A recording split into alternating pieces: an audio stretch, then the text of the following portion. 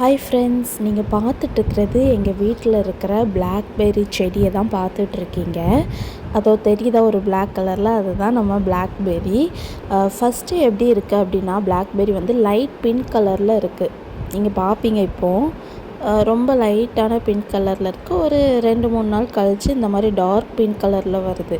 இதை பார்க்கும்போது எனக்கு வந்து ராஸ்பெர்ரி ஞாபகம் வருது. உங்களுக்கு யாருக்காவது தெரிஞ்சால் கமெண்ட் பண்ணுங்கள்.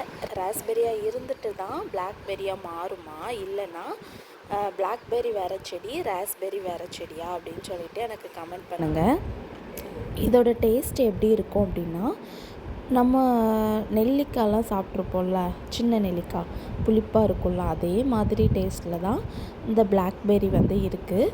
ஆனால் நல்ல நீளமாக நல்லா இருக்குது, கலர்ஃபுல்லாக இருக்குது. ஒரு மாதிரி ரெட்டாக சாயம் பிடிக்கி இந்த மாதிரி தான் பிளாக்பெர்ரி இருக்குது.